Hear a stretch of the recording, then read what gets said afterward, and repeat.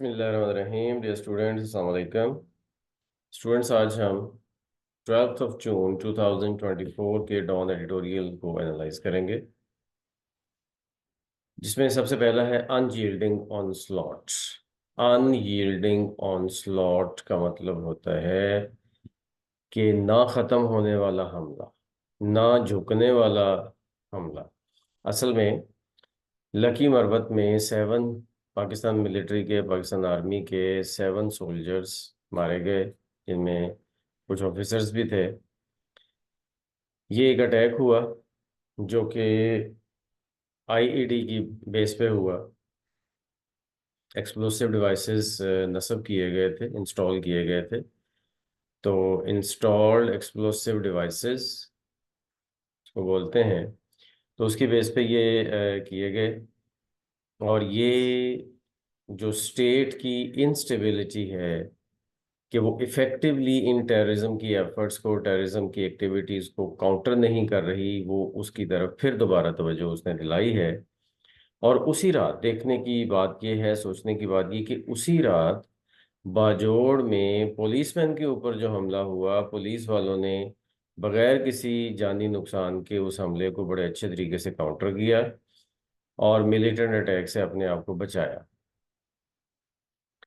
तो जाहिर है कि हमारे पास जो है वो मतलब ये अच्छे अल्फाज तो हैं ही हैं कि जी अल्लाह पाक उन्हें अपनी जवार रहमत में जगह दे, और अल्लाह पाक अपने जो ये जो जवान हमारे शहीद हुए हैं, अल्लाह पाक इनको अपने ख़ास रहमत में जगह दे।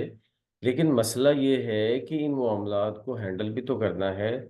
और CRSS जो एक थिंक टैंक है, उनके डेटा के मुताबिक 2024 के पहले सिर्फ 3 महीनों में 281 लोग मारे गए, सिविलियंस और सिक्योरिटी मैन, जो कि इस तरह के अटैक्स में मारे गए। तो अब इसमें सोचने की बात यह है कि जब से 2021 में तालिबान ने काबुल में टेक ओवर किया है अफगानिस्तान में, तब से जो TTP है, तहरीक तालिबान पाकिस्तान वाले लोग हैं, वो बहुत ज़्यादा उधर चले गए हैं और वो पाकिस्तान बॉर्डर के साथ साथ हैं। और पाकिस्तान के कई दफ़ा कहने के बावजूद भी तालिबान की गवर्नमेंट उनके ख़िलाफ़ कोई एक्शन नहीं ले रही, क्योंकि ज़ाहिर है वो उनके उनके जो है समझ लें, उनकी उनकी सोच के साथ चलने वाले लोग हैं, सोच वाले भाई हैं। तो वो उनको यहाँ तक कि वो उनको रहने के लिए जगह दे रहे हैं, उनको फंडिंग भी कर रहे हैं। और एक बहुत ही जो सिचुएशन है वो बुरी से बुरी होती चली जा रही है, और कोई उसमें हमें बात समझ नहीं आ रही कि किस तरफ को ये सिचुएशन जा रही है। और तहरीक तालिबान पाकिस्तान जो है वो अपने आप को दोबारा से रीग्रुप कर रही है। जो TTP के साथ मुआहदा किया गया था 2021 में, उन्होंने उसको एक शील्ड के तौर पर यूज़ किया, और उन्होंने एक तरह से समझा कि उनको टाइम मिल गया है रीग्रुप होने का। तो वो ये सारा कुछ उन्होंने रीग्रुपिंग की और दोबारा से फिर उन्होंने अपने आप को एक्टिव किया। अब ये सारे वो हमले वो पाकिस्तान में कर रहे हैं। तो इसको, इस बढ़ते हुए ख़तरे को रोकने के लिए, इसका मुकाबला करने के लिए पाकिस्तान को चाहिए कि एक वेल इंटीग्रेटेड स्ट्रेटजी बनाई जाए, जो मिलिट्री और सिविलियन एफर्ट्स को ज्वाइन करके उनकी इंटीग्रेशन के साथ बनाई जाए। नेशनल एक्शन प्लान जो है, जो हमने डिवाइस किया था 2014 में, वो उसके ऊपर बहुत अच्छे तरीके से अमल होना चाहिए। और उसके लिए सिक्योरिटी फोर्सेस को एक तो ये है कि पूरी तरह से इस काबिल होना चाहिए कि वो सिस्टमेटिकली, ये जो एसिमेट्रिक वॉरफेयर होता है ना, एसिमेट्रिक वॉरफेयर क्या होता है ये ज़रा देखिए। एसिमेट्रिक वॉरफेयर वो होता है कि जो आम जंग नहीं होती, बल्कि टूटी फूटी जंग होती है, जिसको कहते हैं गैर रवायती जंग। तो वो गैर रवायती जंग को लड़ने के हमारी फोर्सेस को काबिल होना चाहिए। वो पहले डिटेक्ट करें और डिफ्यूज़ करें, आईईडी को, जो इंस्टॉल्ड एक्सप्लोसिव डिवाइसेस होते हैं, उनको डिटेक्ट करने के काबिल होना चाहिए, उनको डिफ्यूज करने के काबिल होना चाहिए। अर्बन कॉम्बैट, शहरी इलाकों में लड़ाई कैसे लड़ी जाएगी, इसके काबिल होना चाहिए। और इंटेलिजेंस गैदरिंग, इंटेलिजेंस गैदर करने के लिए उन्हें अच्छे तरीके से वेल ट्रेंड और वेल इक्विप होना चाहिए। और साथ ही उसकी सपोर्ट के लिए एक well trained and well equip police force होनी चाहिए, जो कि सिविलियन, क्योंकि सिविलियन मैटर्स को हैंडल करने के लिए पुलिस जो है वो ज़्यादा, वो चूंकि वो अंदर रहती है, आबादियों के अंदर रहते हैं लोग वो, तो इसलिए वो ज़्यादा वेल ट्रेंड हो सकते हैं और वो ज़्यादा इस हवाले से इफेक्टिव हो सकते हैं। तो इसलिए इसलिए जो इस तरह की सारी इंतजामात करने चाहिए, और किसी किस्म की कोई स्पेस नहीं मिलिटेंट्स को देनी चाहिए या उनके हमदर्दों को कि वो पाकिस्तान में किसी तरह की कार्रवाई कर सकें। और फिर उसके बाद ये है कि जो एजुकेशनल इंस्टीट्यूशंस हैं, जो मदरसाज हैं, या जो उनके जो पोटेंशियल रिक्रूटमेंट ग्राउंड्स हैं, मतलब जहाँ से वो मदरसाज वगैरह या जो भी और इस तरह के मामले, जहाँ से वो अपने बंदे रिक्रूट करते हैं, जहाँ से वो अपनी वो ब्रेन स्टॉर्मिंग करते हैं, लोगों ब्रेन वॉशिंग करते हैं लोगों की, उनको वो उनको टारगेट करना चाहिए और उन्हें किसी भी सूरत में ये काम करने का मौका नहीं मिलना चाहिए। और अफ़गान तालिबान जाहिर है कि कॉन्क्रीट स्टेप्स नहीं ले रहे, लेकिन हमें डिप्लोमेटिक एफर्ट करनी चाहिए और उन्हें कंटिन्यू रखना चाहिए, जैसे कि कुछ दिन पहले भी इस पे बात की गई कि चाइना को इन्वॉल्व करके, रशिया को इन्वॉल्व करके, ताजिकिस्तान या और हमसायों को इन्वॉल्व करके, स्पेशली चाइना को इन्वॉल्व करके, क्योंकि चाइना हैवी इन्वेस्टमेंट कर रहा है अफगानिस्तान में, तो चाइना को इन्वॉल्व करके अफगानिस्तान में जो गवर्नमेंट है उसको इस बात पे मजबूर करना चाहिए कि वो अफगानिस्तान पे बैठे हुए टीटीपी के लोगों को कंट्रोल करे और उन्हें पाकिस्तान में किसी सूरत में हमले करने की इजाज़त ना दे। और इस सूरत हाल में चाइना, रशिया, ईरान और यूएई अपना बड़ा पॉजिटिव रोल प्ले कर सकते हैं। ये स्टेक होल्डर्स हैं, कहाँ पे? अफगानिस्तान में ये स्टेक होल्डर्स हैं। इसलिए इनको इन्वॉल्व करके अफगान गवर्नमेंट को मजबूर करना चाहिए कि वो पाकिस्तान में ये तबाही पैदा करने वाले जो टीटीपी के एलिमेंट्स हैं उनको कंट्रोल करे। और बिल्कुल इसी तरह से ये तो एक डिप्लोमेटिक एफर्ट्स चलती हैं, और डिप्लोमेटिक एफर्ट्स में याद रखें कि कोई भी कंट्री ज़रूरी नहीं है कि हमारी बात उसी तरह मान ले जैसा कि हम कहें। मजबूर करना पड़ता है, उन्हें कायल करना पड़ता है, और फिर उनके अपने इंटरेस्ट होते हैं। ठीक है, जाहिर है कि चाइना के अपने इंटरेस्ट हैं अफगानिस्तान में। अब अफगान गवर्नमेंट कितनी उनकी बात मानती है, कितनी नहीं मानती है, ये एक अलग बात है। अगर चाइना का कोई अपना इंटरेस्ट होगा तो वो और तरीके से कहेंगे, अगर हमारा इंटरेस्ट होगा, चाइना जिसके बारे में कहेगा तो वो और तरीके से कहेगा, और उसको और ही तरीके से परसीव किया जाएगा और ही तरीके से उसके उसके ऊपर एक्शन लिया जाएगा। इसलिए डिप्लोमेटिक एफर्ट तो ज़रूर होनी चाहिए, लेकिन असल चीज़ ये है कि हमारे सिविलियन इंस्टीट्यूशंस, यानी कि पुलिस वगैरह, फिर लॉ इन्फोर्समेंट एजेंसीज हर तरह की, और फिर सोसाइटी ओवरऑल, उसको इस खतरे से आगाह करना चाहिए और इसको काउंटर करने के लिए अच्छे इकदाम फौरी करने चाहिए। इसमें अनयील्डिंग एक अच्छा नया एजेक्टिव हमारे सामने आया है, ना झुकने वाला, ना रुकने वाला, और रिजिड, जो पक्का है अपनी जगह पे, और यही पक्का हमला जारी है। ठीक है, फिर उसके बाद रीसर्जेंस का मतलब होता है नया जन्म लेना किसी भी चीज़ का, और आम तौर पर ये किसी नेगेटिव चीज़ के लिए यूज़ किया जाता है। एम्बोल्डन का मतलब होता है इंकरेज, हौसला अफजाई करना। इसको ज़रूर यूज़ किया करें अपने राइटिंग में। फिर उसके बाद होता है रीवाइटलाइज, रीवाइटलाइज पॉजिटिव, किसी भी पॉजिटिव चीज़ को दोबारा बहाल करना। अब देखिए ना, ये वर्ब के तौर पर आ रहा है और ऊपर हमने रिसर्जेंस पढ़ा है जो नाउन के तौर पर है। ये नेगेटिव चीज़ों को दोबारा से सामने आने की बात करता है, और रीवाइटलाइज किसी अच्छी चीज़ को, पॉजिटिव चीज़ को दोबारा से ताज़ा करने की बात करता है। आगे चलेंगे तो एक्स डिप्लोमेसी जो पाकिस्तान और इंडिया के लीडर्स के दरमियान में हुई, उसमें पाकिस्तान की तरफ से प्राइम मिनिस्टर शहबाज शरीफ और उनके भाई जो कि 3 दफ़ा के प्राइम मिनिस्टर हैं, नवाज शरीफ, उनकी तरफ से अलग अलग ट्वीट्स किए गए। जो तीसरी दफ़ा हलफ लिया है, तीसरी दफ़ा प्राइम मिनिस्टर बना है नरेंद्र मोदी इंडिया का, उसके लिए। तो शहबाज शरीफ ने ये कहा, शहबाज शरीफ ने ये कहा कि कोई मतलब एक आम ब्रीफ सा मैसेज किया उन्होंने अपनी खुशी का इजहार करने के लिए, मुबारकबाद देने के लिए मोदी को। और दूसरी तरफ से मोदी ने भी एक छोटा सा थैंक यू बोल दिया। इसी तरह से एक रिलेटिवली लॉन्ग मैसेज किया नवाज शरीफ ने, जिसमें कि थोड़ी सी लेस डिप्लोमेटिक लैंग्वेज में मोदी जी कह के थोड़ा सा फ्रीली उसको मुखातिब किया गया, एक पर्सनलाइज्ड मैनर में उसको मुखातिब किया गया और उसे कहा गया कि हमें नफ़रत को एक साइड पर रख के साउथ कॉन्टिनेंट को, बरसगीर को तरक्की देनी चाहिए और हमें अपने लोगों का ख्याल करना चाहिए। और जो 1.5-2 अरब लोग हैं सब कॉन्टिनेंट के, उनके फ्यूचर का ख्याल करना चाहिए। तो इसके जवाब में नरेंद्र मोदी ने भी उसी तरह का जवाब दिया, जिसमें सिक्योरिटी का वर्ड उसने 2 दफ़ा यूज़ किया और उसने स्पेशली अपने लोगों की सिक्योरिटी की बात की। अब इसमें थोड़ी सी एम्बिग्युइटी ये थी कि वो अपने लोग, चूंकि वो ट्वीट मैंने भी पढ़ा है, तो उसमें अपने लोग क्या उसके सिर्फ इंडिया के अपने लोगों की वो बात कर रहा है मोदी, या उसके अपने का मतलब है पूरे साउथ एशिया के। ये डिपेंड करता है कि वो क्या है, क्या किस पे बात कर रहा है। लेकिन बहरहाल मोदी ने ये बात की। और इसके बाद आगे चलते हैं, तो साउथ एशियन लीडर्स में